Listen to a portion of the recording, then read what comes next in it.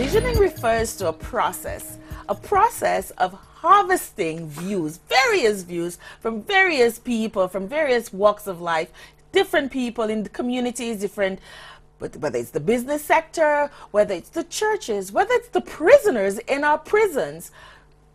Harvesting information, harvesting viewpoints, bringing that harvest together, disseminating it, breaking it down into the lowest denominator, and coming up with something that clearly defines the views of a people, of where they want to go and what they would like seen done.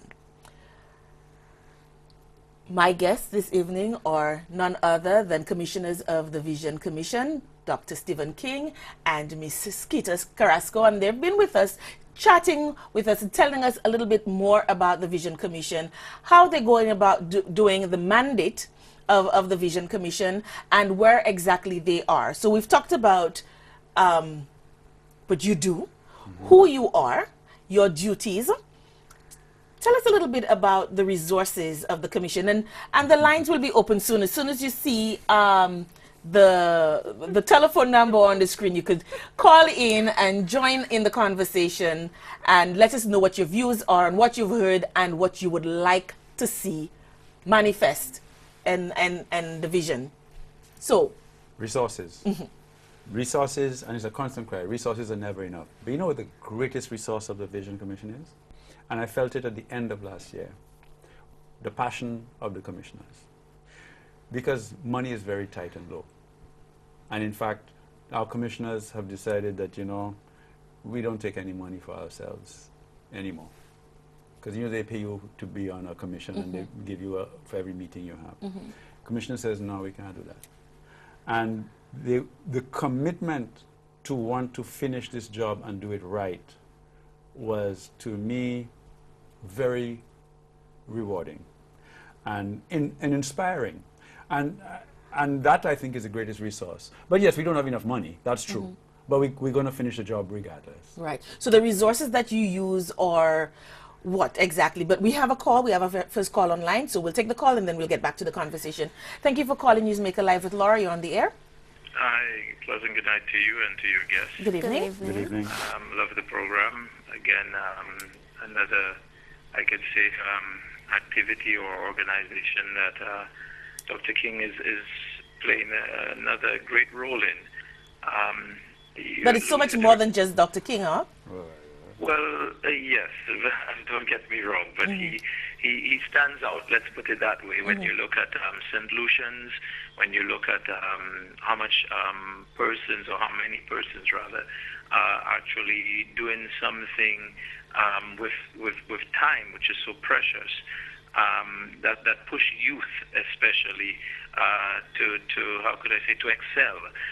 When you look at the young lady next to Dr. King, you know, it's all about pushing youth to do more. There must be something in Ms. Carrasco that Dr. King has seen and would like to see her do more of, and inspire other persons like herself.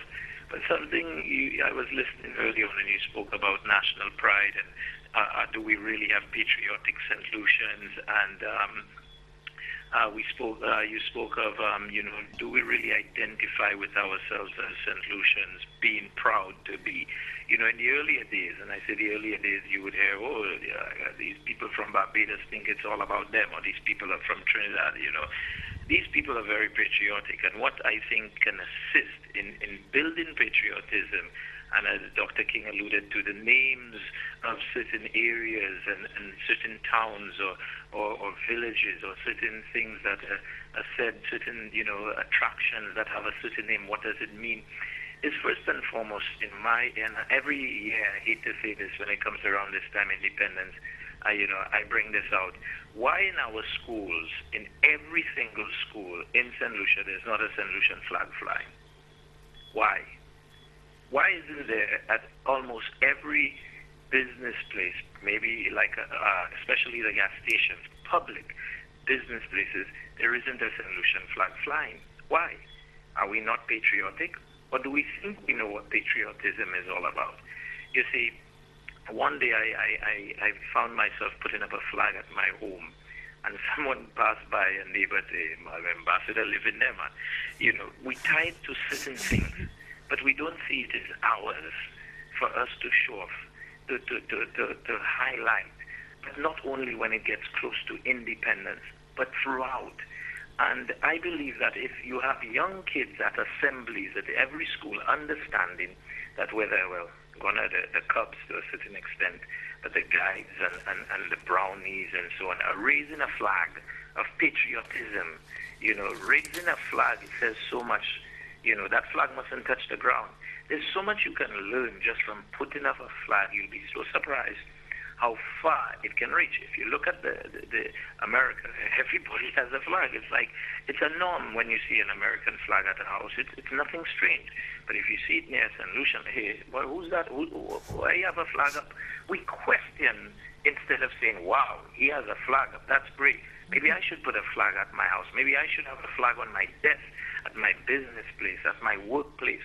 When are we going to get patriotism around the entire country when persons in key areas, key businesses, the tragic cause, and I can go on and all the MNCs and call. But we have to, and I don't want to cut you off because you're making such a beautiful case for what we're talking about this evening. But we have to take other calls. I'm certain that we have other calls. So I appreciate you calling and giving you more harvesting. Thank you so much. But the caller made a point about patriotism and flying our flags, and why isn't the flag flown at every gas station, every business place, and every school, and every child doesn't have a flag?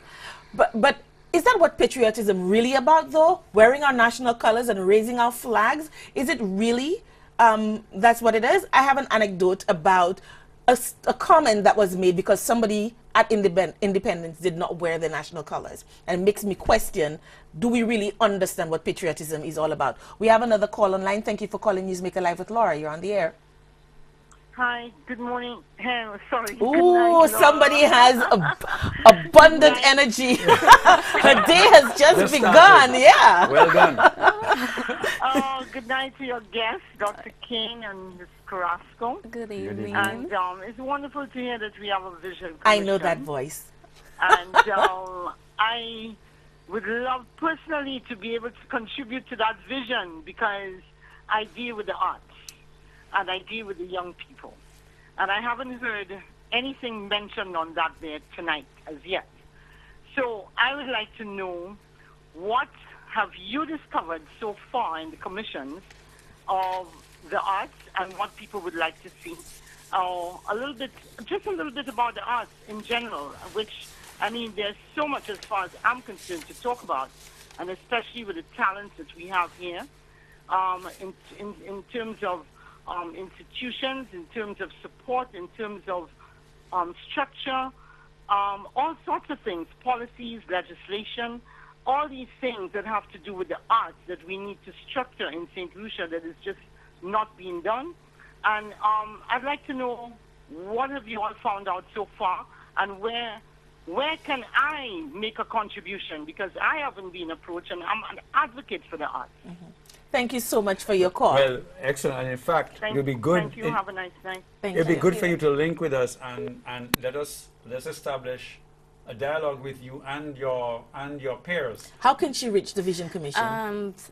She can reach the Vision Commission by calling 728-9246, by going onto our website, www.vision.lc, by emailing admin@vision.lc. And I would also like to invite her to a lecture on the arts and culture on the 2nd of March at the Sir Arthur Lewis Community College Lecture Theatre. Awesome, so that falls right within her alley. We will be focusing exclusively on arts and culture, the evolution of culture and its importance to our future. Wonderful. So anybody interested in arts and culture and the vision for that area of our development is invited to this. Awesome. So you guys have a forum just for her. We have another call online. Thank you for calling Newsmaker Live with Laura. You're on the air. Good evening, Laura. Good evening. Good evening, Dr. King and the young lady bio. Ms. Carrasco. Ms. Carrasco, very good conversation tonight. Yes, it's for the development of St. Lucia. But I'm just asking, with the National Vision Commission, is there a national plan for St. Lucia? A national plan? Yeah. Because I would think that the commission would look at a national plan. Yeah, well, the plan, you're right. We have to come up. Thanks for your call, sir. There's the vision and the strategy, and from that, the national plan has to be developed. Because after all of the harvesting, All the that's what's going to come out Yeah. of. So you have the vision and the strategy, and then of course you'd have the detailed plan, Right. which would cause for the court will implement the. So the all whole of process. the harvesting and all of that information collection and all of that has to be done first in order to get to the plan. Yes. That's Because right. the plan, like you said earlier, you could just sit down and come up with a plan. Yes. Yeah. You could come up with a vision and come up with a plan, but you have to get the views of the people first, and from that you'll get the plan. No, That's but right. I 'Cause would I think mean, that surely I our would plan- think He's that saying we want something? to know where we want to see St. Lucia go. But that's what And they're we- doing right now. They're Yeah, getting yeah, the and, you know, information and from that. within that the harvesting is being done. No. I think it's you're looking at it backward. They have to find out from the people what the people want, and from what the people want, the plan comes. Unless No, but I Laura, have it all Laura, wrong. Laura, if we're looking at a national plan to develop St. Lucia, we're looking at holistically to develop our country which we love. Okay? I mean, we see a lot of things happening around the place. Yes, we have the arts, we have all different things, but at the same time, we have the infrastructure, right? And we're looking at, okay, a road is going to build there. But Wasco is not involved, Lucilec is not involved, Cable and Wireless is not involved, nobody. And then while the thing is happening, then we have to go and dig up and take up lines and do this and all kind of thing like that. So are you understand what I'm engaging those stakeholders as well? Yes, and caller, I would like to invite you to another dialogue which will be held on the 18th of February at the Sarah Lewis Community College, where we will be meeting with the engineers, surveyors, and anybody interested in terms of our infrastructure development, and we would be happy to meet with you, so you could. You see, because we know where we are now, but we want to know where we want to go, and we have to have a set goal as to where we want to go within a time frame. So you're going to come to that forum, right? And then you're going to articulate some of these very same concerns and a host of others that I know you're just chomping at the bit, and we just don't have the time to get through all of it. But there is this forum just for persons like you who are interested in the infrastructure. A plan for our infrastructure, not just putting up roads anywhere and then having the utility companies just come and destroy it because we didn't have a plan. And you know, there are Yeah, some. but it's the whole development. It's the whole development. Holistically, we develop in St. Lucia because they have music, they have everything which I'm into. Absolutely. You know, so we have to have a holistic development of everything, where we are now, where we want to go. I mean, look at where we are there right now. I don't want to take up all the time, but look at where we are there now. With the Tennyson Johns and whatnot going to Trinidad, and they don't have a place in St. Lucia, and all kind of thing. That we have to know where we want to take this thing to, and then we work towards it. Thank you so much for your contribution, and more harvest. Great point. Everything he said, I think, is fine. We agree. So I wanted to briefly just tell you about the patriotism thing. A few years ago, there was this big activity around independence, and a parliamentarian did not wear blue, black, white, or yellow. And here was another top government official, an employee of government, castigating this parliamentarian because they did not wear blue, white, black, or yellow as being unpatriotic. Now to me, that's not patriotism. I can put on all the blue in the world and all the black and all the white and all the yellow and still turn around and litter and still turn around and abuse my people. I'm not being patriotic. Your core has to be patriotic. Exactly. To me, that is where patriotism starts. We have another call online. Thank you for calling NewsMakerLive with Laura. You're on the air. Hi, Laura. Hi. I was waiting for your Hi, call. Miss Carrasco. Hi, good evening. And hi, Doc. Mr. Wynn. We've been waiting patiently for your call. We're a bit disappointed that you weren't the first caller. But anyway, you're here now. You don't know how I fought myself not to call. Right. because I'm expecting to do a show with some other members of the Vision Commission. That's coming up maybe 2 or 3 weeks' time. Tomorrow, But Doc, I noticed casually, it seemed to me from this end, you disposed of this, for me, monumental problem. I can see you. I don't think so. I'm on television, Rick. Because Doc has heard all this before. Let's go. Yeah. So, you know, like, well, you know, that we spent 5 years getting together proposals for the most important thing in our country, the constitutional reform, Yes. which will be the key to everything else we may want to do down the road, the Constitution. Not only that, we've been for years and years talking about the inadequacy of the Constitution and how the Constitution really does not reflect us, all that kind of stuff. We know it by heart. And then Susie Dover spends all these years going all over the world, meetings all over the place, getting all kinds of citizens to tell her where, in fact, they want to see their country go, by any name you want to put it, by telling her what they want to see change by the Constitution and why. They were telling her where we want our country to go. And what happened was that came before the House. The politicians just kicked it aside. You did your thing in the Senate, and then you went home. And then you say now what the people should do about this big kick in the teeth is be citizens and make some noise. We don't even have the facility for noise making in this country without chaos. We don't have any means to make ourselves heard.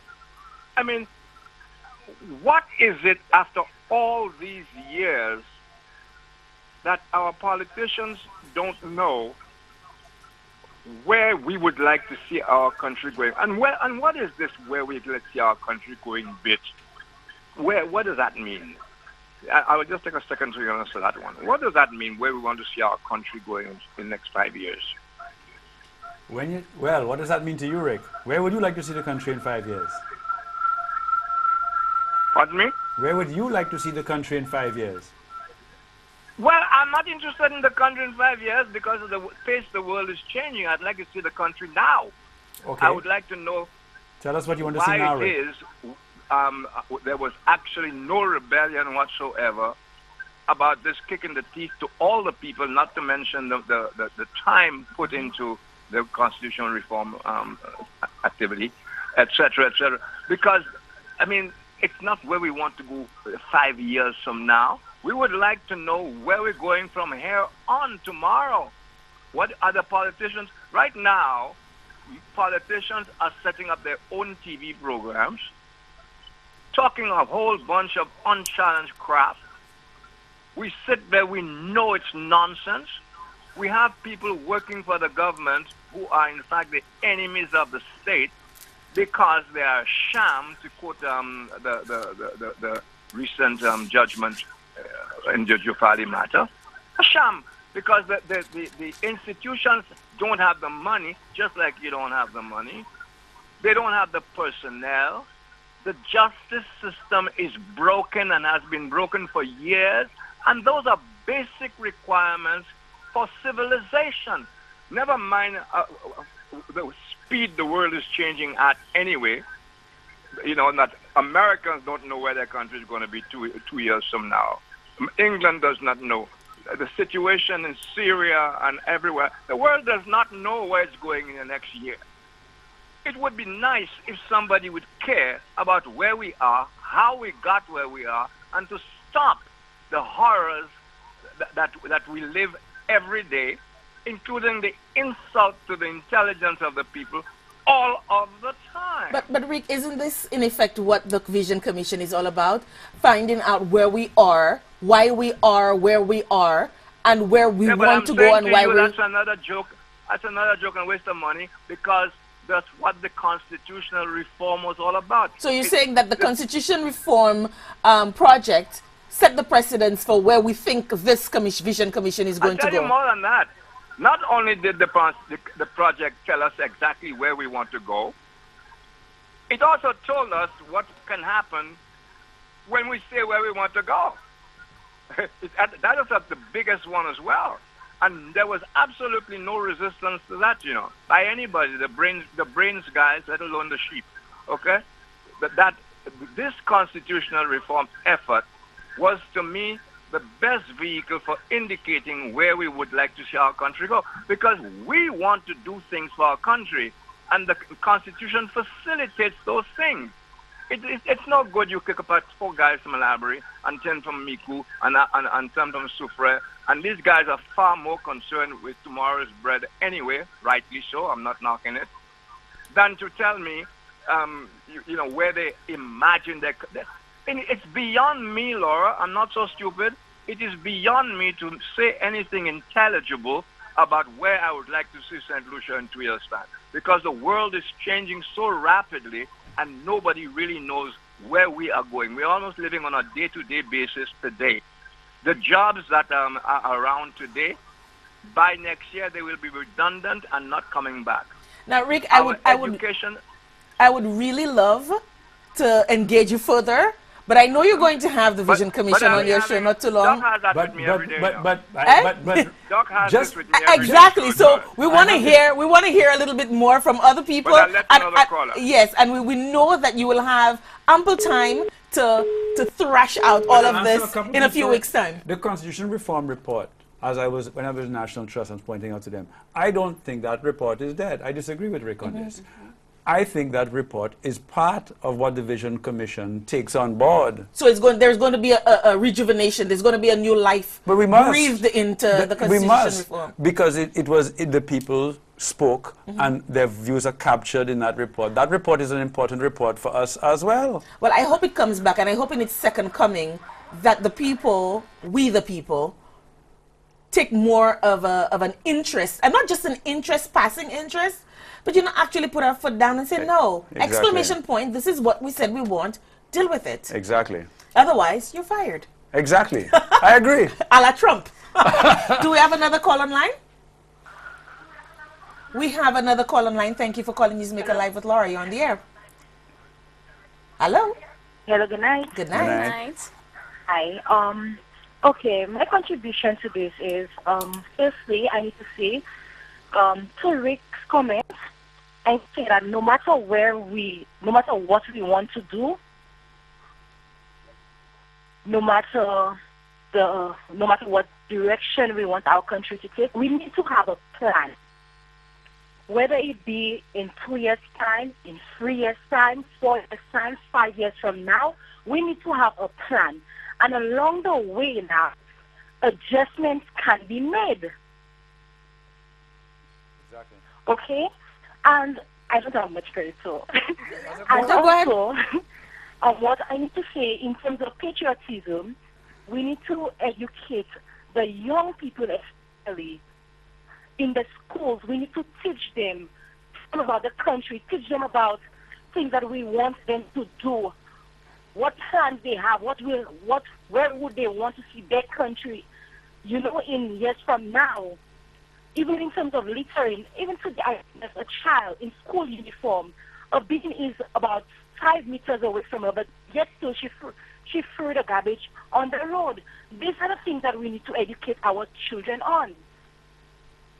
Absolutely. Yes, absolutely. And then again, it comes back to education reform. Yes. But then, which is a strong theme which has been coming across in all of our dialogues. But People for are me, talking about the need to transform our education system. But for me, it's not just about, we burden, and I think sometimes we overburden our institutions. So, I'm not going to teach my kid not to litter at home. I'm going to put the burden on the overstressed and overburdened teachers and the school system. But why can't we teach our kids in our communities, in our churches, in our homes, not to litter? This is education. The first teacher in a child's life is his or her parents. We have another call online. Thank you for calling NewsMakerLive with Laura. You're on the air.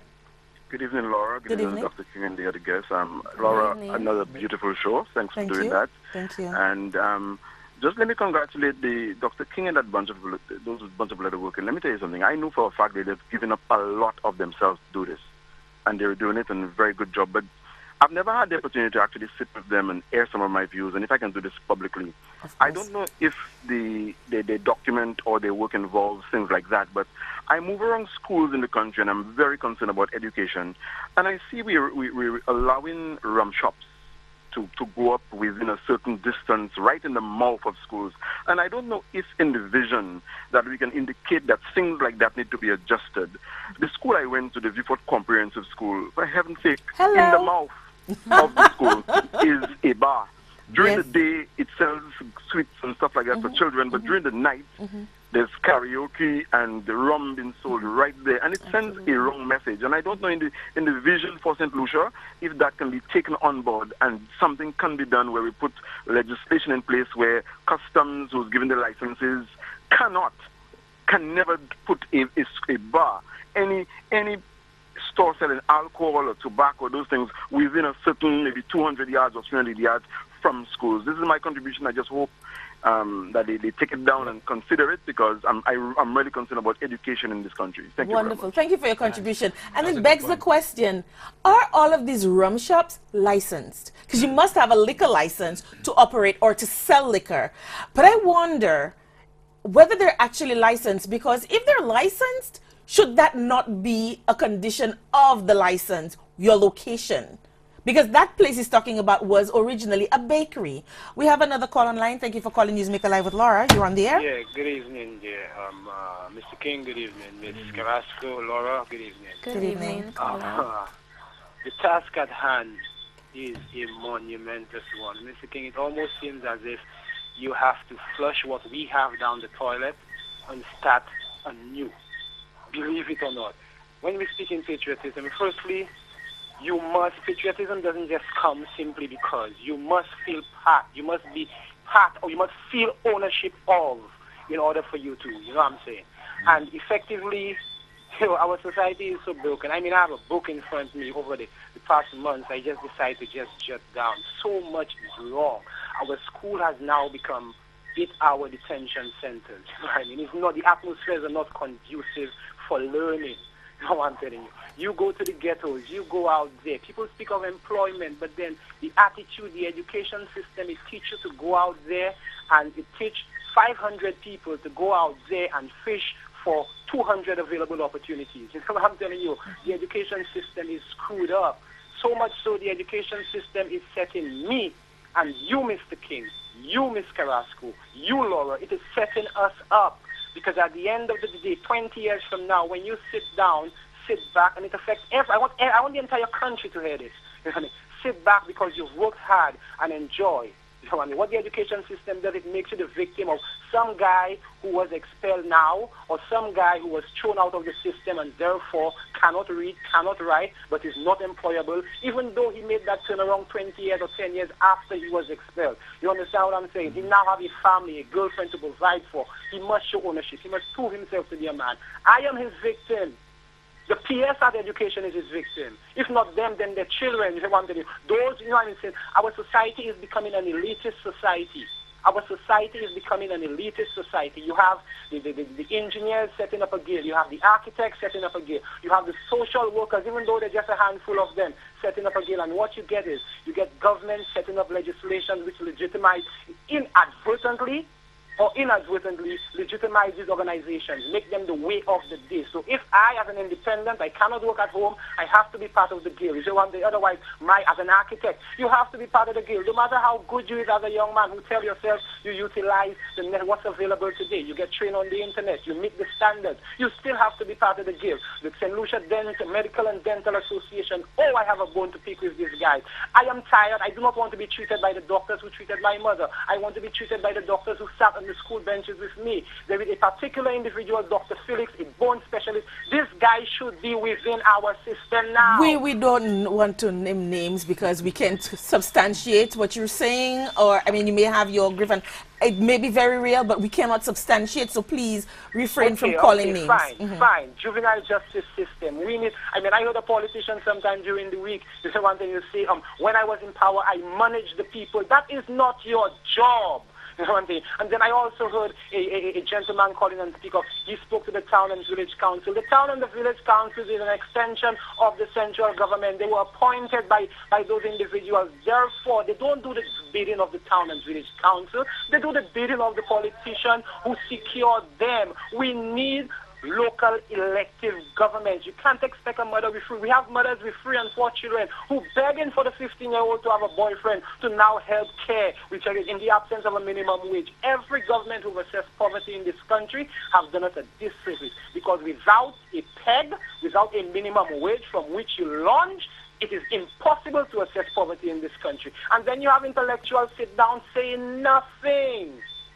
My brother, please, this country, if we don't take care of it now, if we don't fix it now, and for all those in the ivory towers who tell themselves who ain't working is because they don't want to work, who ain't working is because they understand they want, and they will not work you for $250 a fortnight. It is not compatible with the standard of living. If the politicians believe that they are isolating themselves because they could get legal guns, trust me, we have a wild street. You will become the victims of what you ignore. Thank you, my brother. Thank you so much for your call, and more harvesting. Yes, more harvest, more harvest. And you know, when you go through world literature, you see inequality is one of the most damaging things to a people and a society, and it's growing and growing and growing throughout the world, and St. Lucia is no exception. And it has to be addressed. These kinds of calls are the calls that make me tend to forget about the 1.5s to stay alive, and the trees and the birds, and to deal with those things. Because if I can't take care of myself and my family, I don't really care about the animals and the birds of the air and the this and the that, because I am now becoming one of those animals, and I want to take care of my own, my progeny, and my offspring, and my this and my that. And then I'll think about the other things. Well, maybe Rick and I think alike. We have another call online. Thank you for calling NewsMakerLive with Laura. You're on the air. Yes, good night. Good night. We embark on that visioning process, I think we really need to build national pride in Think St. Lucian, and also promote Think St. Lucian. If we use an example, when one goes to the international airports in Trinidad and Jamaica, you might actually see portraits of the various heroes of those countries. Absolutely. When one arrives in St. Lucia at Hirano International Airport or the George F. L. Charles Airport, does one see any pictures saying these are our Nobel laureates? Or do we think that it's better to use the area there to display ads rather than to promote those persons who have actually contributed so much to St. Lucia and the world? Great. Thank you so much for your call. And as the caller said that, one of the things that really irks me about us St. Lucians, we'll take anything from anywhere, whether it's interregional, intra-regional, extra-regional, put a flag of St. Lucia on it. It's not our brand. It's not from us. Put a St. Lucia flag on it and say, hey, so, St. Lucian product. It ain't St. Lucian product. We imported that thing.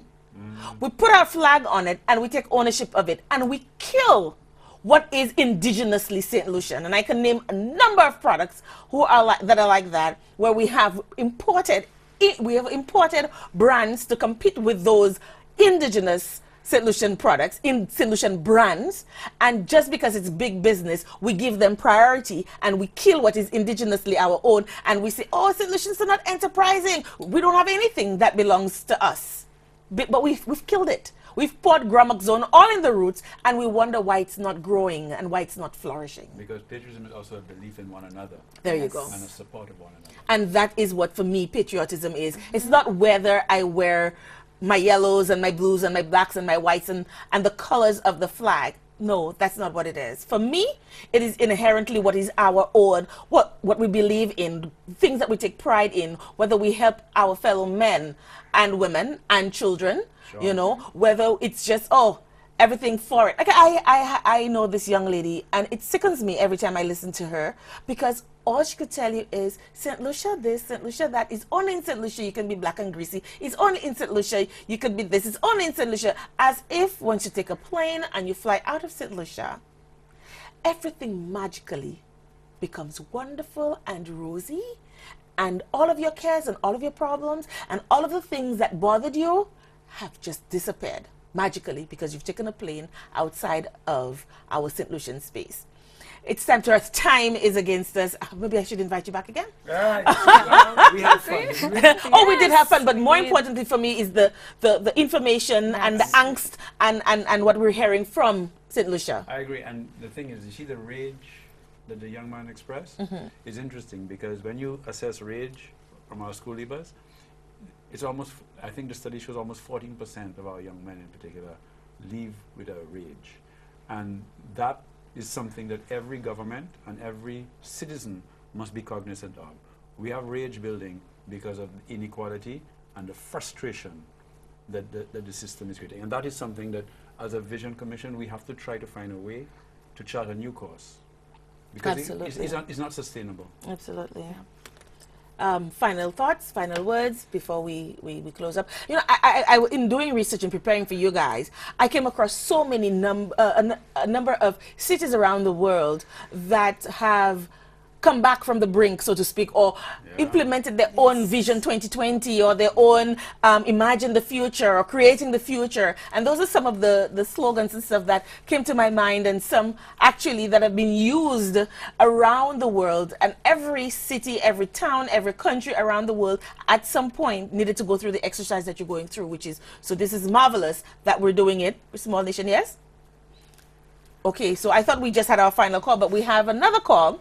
So this is going to be our final call. Yeah. Thank you for calling NewsMakerLive with Laura. You're on the air. Hi, good evening, Laura. Good evening. How are you? I'm fine, thanks. How are you? Yeah, maybe my question is a little academic. I just wanted to find out something about the structure of the National Vision Plan and perhaps the methodology going forward. Earlier on, there was a caller who raised a question on the art, and then Ms. Carrasco said there would be discussions, etc. But I wanted to ask, how, going forward, how do you deal with the various areas, areas of development? And I consider, for example, science to be one of them. How are you going to sensitize people, or how are you going to collect information or data for the vision plan, for example, in the area of science? Are you going to do it using the same advocacy methods as you use for the arts, etc.? When you say advocacy methods to gather information? No, I mean, for example, for the arts, you can go into a town hall and you can get thoughts and feedback from people. Right. And from this, you can insert some of this into the National Vision Plan. How are you going to do it for science? Do you have a similar? I'm sure science will be an area. It's one of the vital areas of development. It sure is. Okay. Are you, for example, what I'm saying? Are you going to engage for example? I think they have something planned for the science people. But let's hear the call. Are we going to engage what? Are you going to bring together a panel of persons who are science-oriented or scientists and get their ideas? Or are you going to use the same town hall, the town hall methodology, and ask people for the ideas? It's going to be for the development of science. Right. I can see us addressing. You get my point of thinking. Yes, I sure do. And I see us harvesting the science ideas in a number of ways. One is from the very ministries themselves who are involved in science, be it sustainable development, science and technology, agriculture, health, so on. Those ministries harvesting what they have. Plus also we will be doing a series of lectures shortly with engineers. Engineers, the builders of a nation, and that's a discussion that will be done. Education, producing citizens for the globe. That'll have some science in it. Health as part of, was it health in human development? The solution context. Health in human development, yes. So we will be doing some targeted things to get some scientific information, but we'll also be getting the ministry or from the information as well. Now, If now there are also some the ICT community. We are supposed to be meeting in a dialogue shortly. And caller, if you have a group of people and you are interested in meeting us, we are open to meeting with you. So you could call 728-9246. Email us at admin@vision.lc. Yeah, you see, my concern is, I mean, I saw Dr. King attempting to answer the question, and it was a good effort. But I'm saying, science is such a vital area of our development. It is. In fact, it is science. There's that belief, and most people subscribe to it, that science creates wealth. However, much of that wealth, or very little of that wealth, goes back into science for its growth and development. Okay, so invariably, invariably, science finds itself at the bottom. You know. So we have to leave it, for just interest of time, we're way over time, so we have to leave it there for now. But absolutely, Ms. Carrasco has given you a number of ways that you can reach out to the Vision Commission, and so you can... I know Ms. Carrasco personally, and she knows me. Wonderful. So you can take it up with her personally, or you could call the Vision Commission. I know Peter very well. Right. So Peter, we come from the same community. Yes. Yeah. Okay, so then you could take it, because we're just way out of time. Yeah, it's a good point, Okay. and that's what we need to do to try and harvest all the various sectors and areas. Skinner, just one more time, just run through the numbers, the number of ways that our viewers can reach you if they want to reach out to you, if you have not yet tapped into a certain grouping that has an issue that they want to ensure is brought out. Yeah, it's part of the vision plan. Yes, and we'd be very happy to meet with you. You could call us at 728-9246. Our website is www.vision.lc. You could also email us at admin@vision.lc, and we also have a Facebook page for those of you who are social media, National Vision Commission St. Lucia. Wonderful. It's been a pleasure having you, Dr. King. Every time I speak with you, I'm always, I'm not going to say anything else, because I know, That's nice. I know I'm going to get big. So, I'm not fawning. I promise you, St. Lucia, I'm not fawning. But as usual, it's been wonderful. Skitter, it's been a pleasure touching base. So, I want to say hello to two people. Auntie Esme, I'm sure I was nice. I'm certain I did a good job. I'm sure you'll be proud of me. And a new friend that I've made, never met him, but we communicate all the time, self-proclaimed Vieneg. Oh, good evening. I know you're watching. But just want to leave you viewers with this. We must always have a vision in mind, or else we can lose sight of what is important to us. Many times we get caught up in the short term, and our short-term goals, and lose sight of the long-range visions. That is why a vision committee, such as this Vision Commission, is committed, or should be committed, to keeping focused on the long term.